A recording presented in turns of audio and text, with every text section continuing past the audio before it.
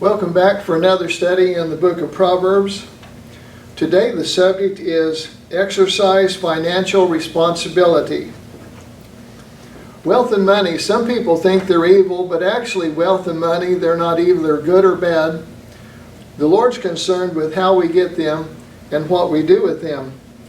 When God created Adam and created the earth, God created a lot of valuables. He created silver, He created gold, He created the animals, He created the land, He created agriculture.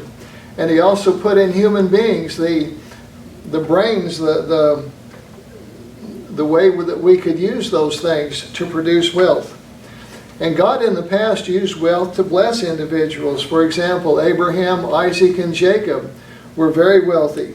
Boaz in the book of Ruth was wealthy. King David, King Solomon was wealthy.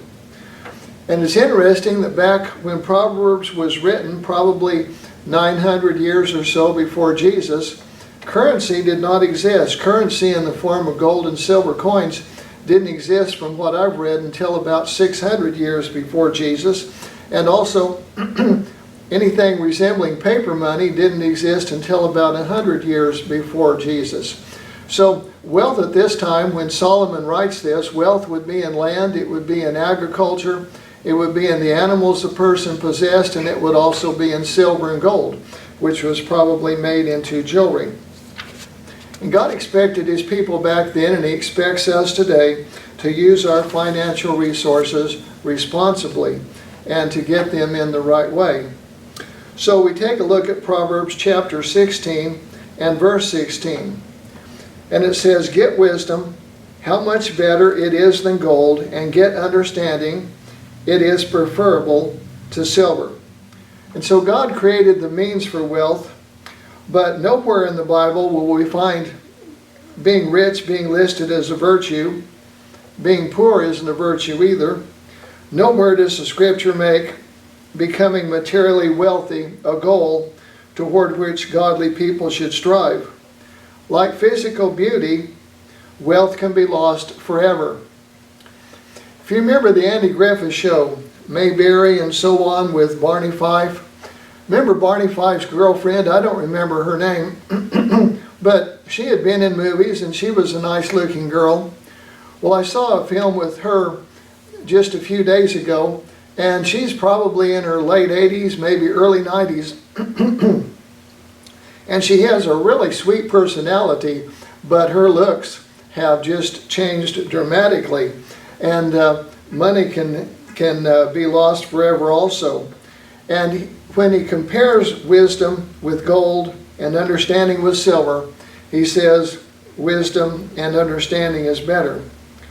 And then in chapter 22, verse 1, he says, "A good name is to be chosen over great wealth. Favor is better than gold or silver." And so here he talks about a good name. He talks about somebody's reputation. I remember several years ago a public figure was accused of a crime, and the news media, they tried him in the news media and found him guilty. And finally he had his day in court, and he was proved innocent.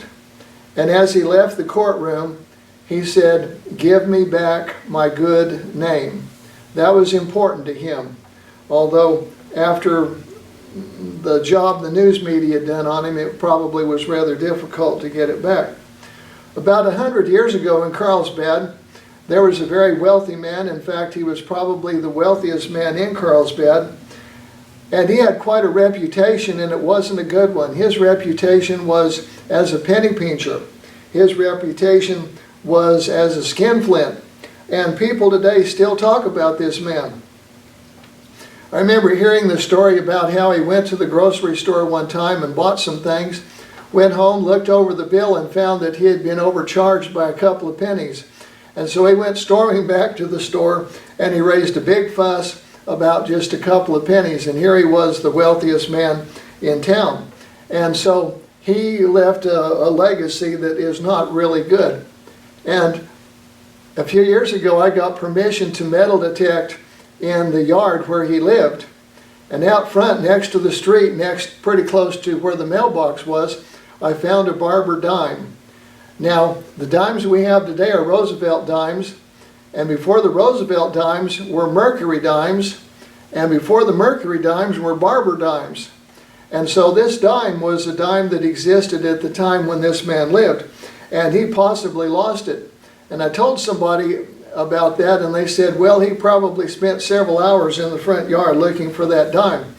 And of all the things I found with my metal detector, I prized that one greatly because it probably belonged to the stingiest, wealthiest man in town. And I found it, and it's in my possession now.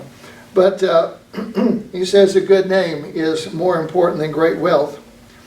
And then in verse 2, he says, the rich and the poor have this in common, the Lord made them both. And God not only made them both, but God loves them both. In the book of James, he gives us a warning. He says, if a rich man comes into your assembly, and you say, here, sit in the best place in the sanctuary, and a poor man comes in and you says, well, go sit in the corner. He says, you've sinned. He says, that's absolutely wrong. And that's something that's hard for us to do. If today in the assembly, maybe the mayor comes in or some important public figure, you know, we probably would go out of our way to greet him and make him comfortable. But if a homeless person came in, we might not do the same. And so God made us all, and God loves us all the same, whether we're rich or whether we are poor. And then in chapter 23, verse 4, it says, don't wear yourself out to get rich. Stop giving your attention to it. Don't wear yourself out to get rich. There's things that are more important than money, for example, health. There's been wealthy people that have lost their health, and that's something money can't buy. They can't get it back. Around Christmas time, they show the Christmas Carol movies. And if you remember the Christmas Carol movies, they have Ebenezer Scrooge as one of the prime characters, and also Bob Cratchit as one of the prime characters. And famous movie stars have played in that. George C. Scott has, Henry Winkler has, and others have played that. And it seems like that every year there's a new movie come out with that, or there's a cartoon come out with that. Now, if we remember in the movie, Ebenezer Scrooge, when he was a young man, he was in love with a beautiful woman, and she was in love with him, and they were engaged to be married. But then he fell in love with money, and his love for money caused her to neglect his fiancée, and so they broke up. The engagement was canceled, and he never saw her again. But then, according to the story, when the ghost of Christmas Present has Scrooge's attention, he says, you never did know what happened to your old girlfriend. And he takes Scrooge to his old girlfriend's house, and she's happily married, and she has a lovely teenage daughter. And Scrooge says to himself, I could have had a daughter like that. And he could have, but he loved money, and he went after money. And when the story opens, we find Scrooge is an elderly man, fantastically rich. He's got a safe full of gold coins, and that's about all he has. He's miserable. He's unhappy. He hates people. People hate him. He deals misery to everybody he comes in contact with. He goes home at night to an empty house, empty, cold house. Just a very miserable, lonely individual. He's got his wealth, but that's all he has. Now we take a look at Scrooge's employee, Bob Cratchit. Now Scrooge is cruel to Bob Cratchit, and he doesn't pay him as much as he should. But Bob Cratchit goes home to a wife that loves him, and he loves the wife, to children that love him, and he loves the children. And even though he has a sick child, he appreciates his blessings. And really now, who's the richer person? Is it the person that all their life went after wealth, or is it Bob Cratchit? And they sit down for a Christmas dinner, Bob Cratchit and his family, and they can't afford much. They have a small goose that they eat, but they're all happy, and they're all all pleased with what they have, and they all consider their blessings. And so quite a difference there is between Ebenezer Scrooge and his employee, Bob Cratchit. Now, after the three ghosts of Christmas get through with Ebenezer Scrooge, he changes and he becomes a very happy individual. And the thing that brings him happiness is that he brings happiness to others. Jesus one time said it's more blessed to give than to receive, and that brings Ebenezer Scrooge happiness. He buys the priced turkey for his employee, Bob Cratchit. He forgives people their debts. He makes a large contribution to the poor and needy. He restores fellowship with his nephew. He raises Bob's salary. He tells Bob, we're going to find a doctor for your sick boy. And so the story ends with the brand new Ebenezer Scrooge, and the thing that caused that was he decided there were more important things than wealth, and he decided to bring happiness to people's lives. There's the story about King Midas. King Midas loved wealth, and he loved gold. And I don't remember exactly, but it was sort of like a genie comes out of a bottle and King Midas gets one wish. And he says, I wish that everything I would touch would turn to gold. And so that wish is granted him. And so he goes through his palace and everything he touches turns to gold. And that's just great. Until he sits down to eat.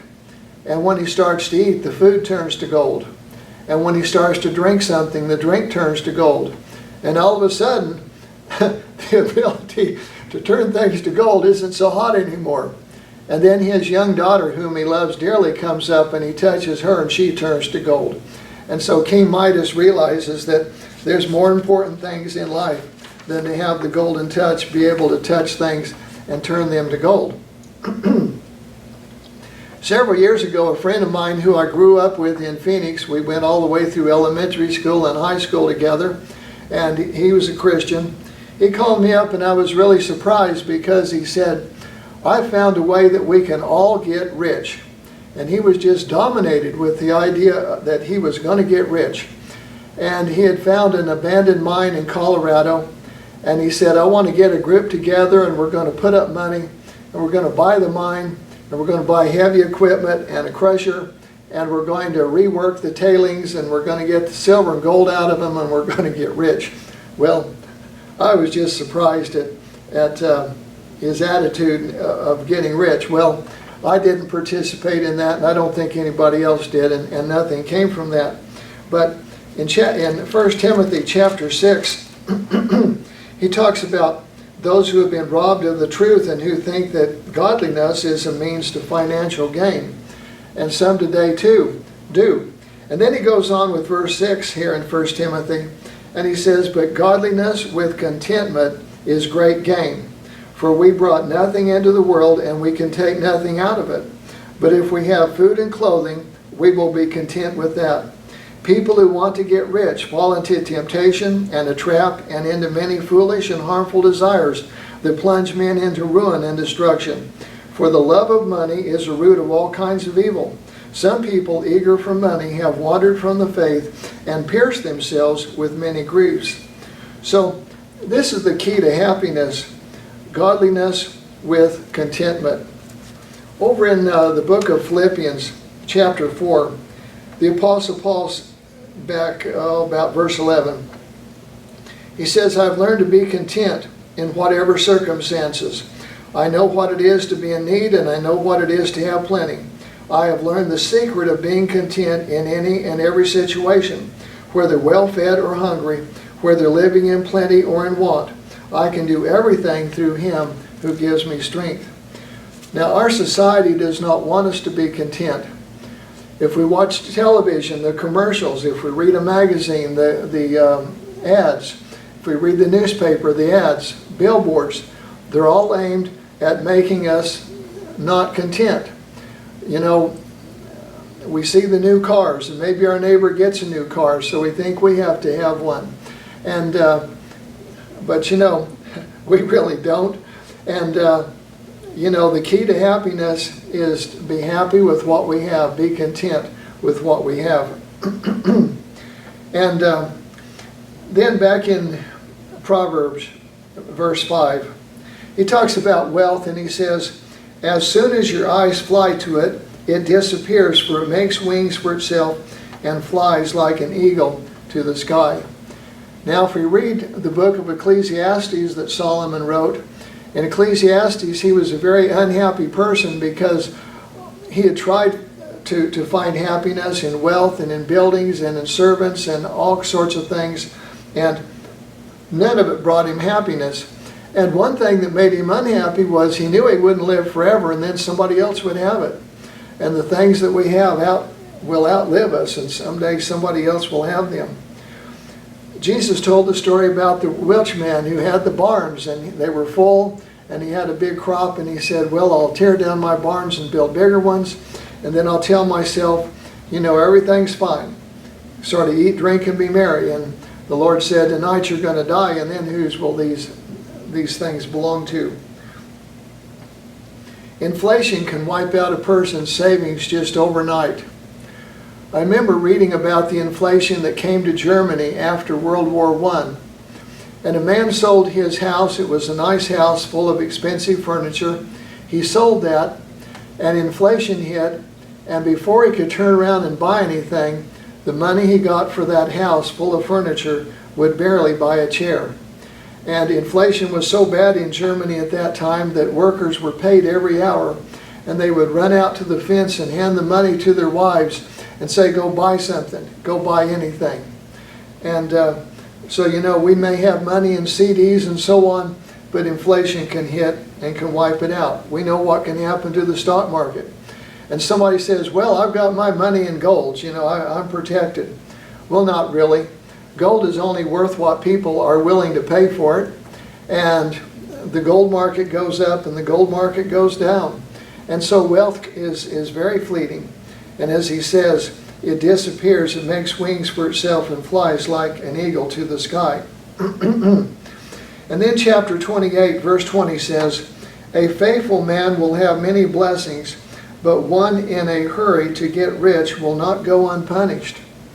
The person who's in a hurry to get rich, in a lot of ways, will punish themselves, because maybe they'll be a workaholic, ignore their wife, ignore their children, and then before they know it, they won't have a wife or children. And then in chapter 30 is not written by Solomon. Chapter 30 is written by a wise man by the name of Agar. And Agar, in chapter 30, verse 7 says, 2 things I ask of you, don't deny them to me before I die. And so the wise man Agar asked for 2 things. And in verse 8 we find out what they are. He says, keep falsehood and deceitful words far from me. Give me neither poverty nor wealth. Feed me with the food I need.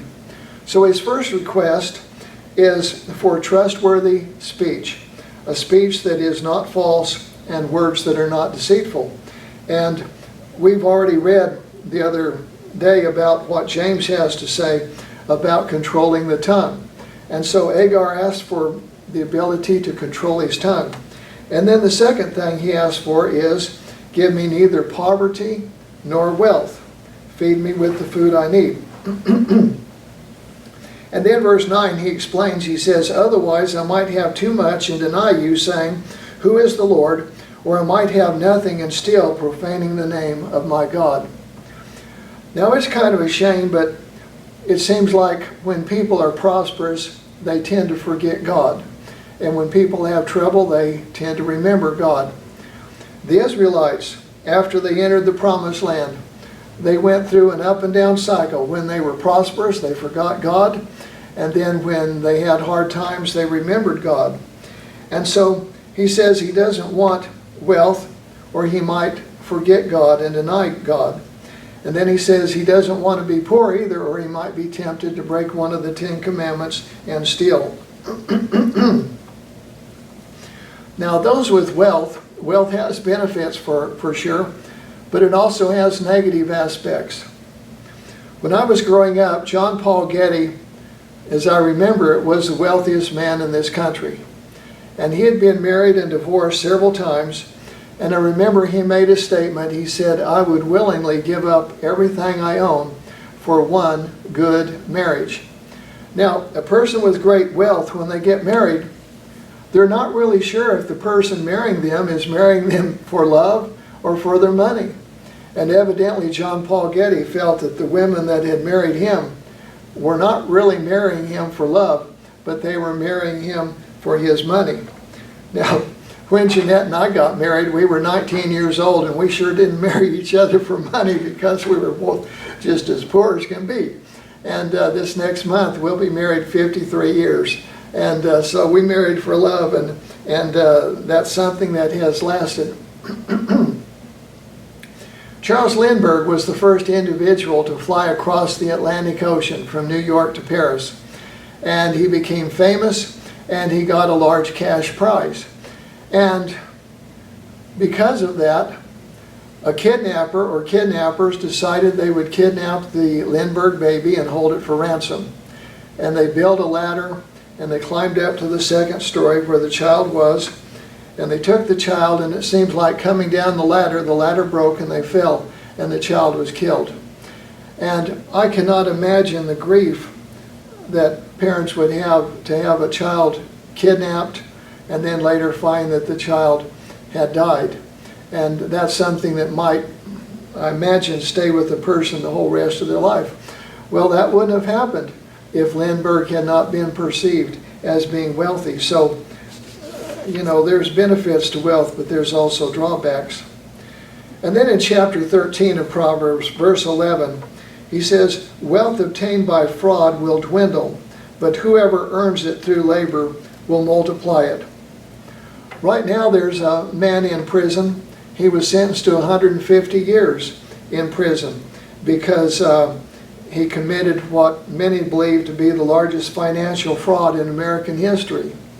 And perhaps you remember about Enron. Several years ago we were in Roswell. We had taken our Honda up there to have something done to it. And the Honda place had a shuttle, and a fellow was driving us, I think, to Builder Square or something like that. I got to talking to him and I asked him where he'd lived before he came to Roswell. And he said he had worked for Enron. And he said he got a really good salary and he had a great retirement. And then he said all of a sudden everything collapsed. And he lost his job and he lost his retirement and so on. And it wasn't this man's fault. This man wasn't involved in the fraud. But you know, the wise man Solomon says wealth obtained by fraud will dwindle. And then verse 27 of chapter 15, he says, "The one who profits dishonestly troubles his household, but the one who hates bribes will live." Back in the late 1800s, there was a woman by the name of Hetty Greene. And Hetty Greene was known as the Wicked Witch of Wall Street. Hetty inherited money from her family, and she married a man who also had some money. But he invested his money foolishly and he lost it. And when he lost his money, Hetty said she had no use for him and she divorced him.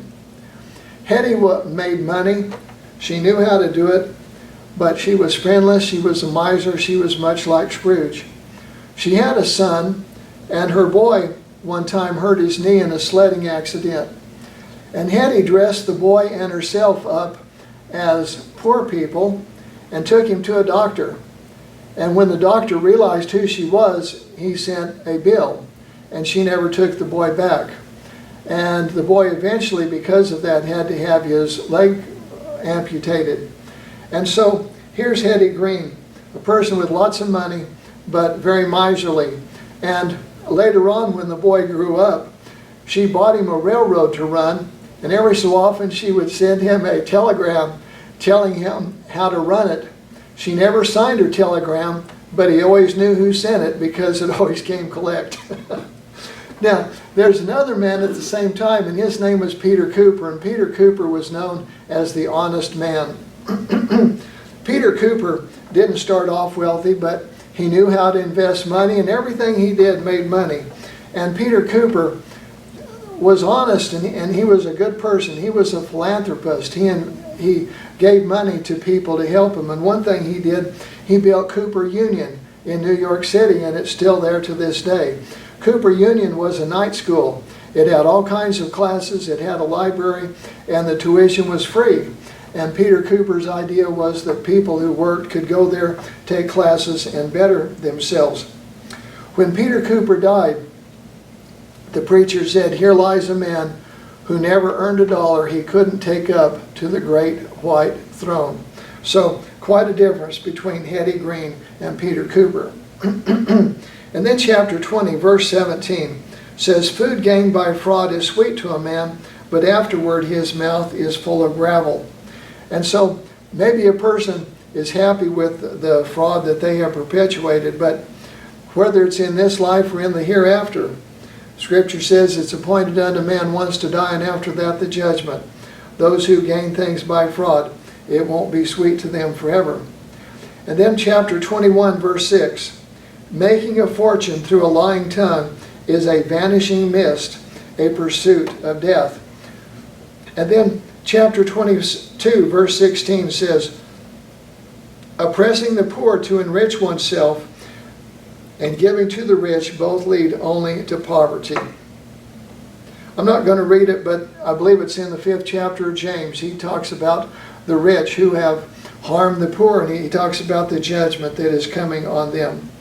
And then chapter 28, verse 6, "Better a poor man who lives with integrity than a rich man who distorts right and wrong."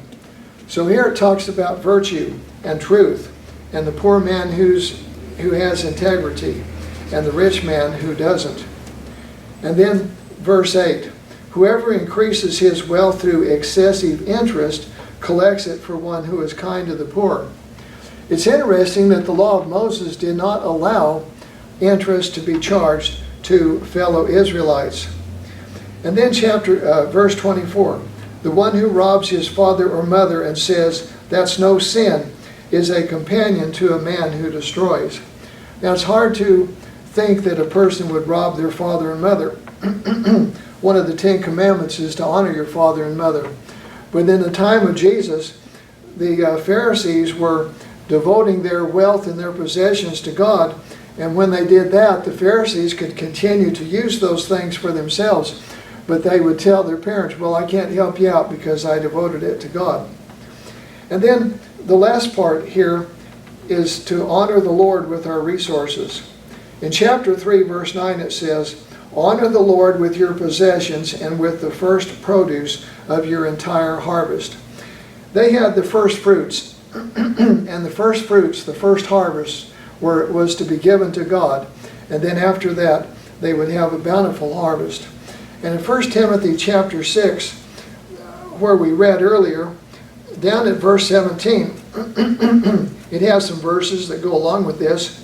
It says, "Command those who are rich in this present world not to be arrogant or to put their hope in wealth, which is so uncertain, but to put their hope in God, who richly provides us with everything for our enjoyment.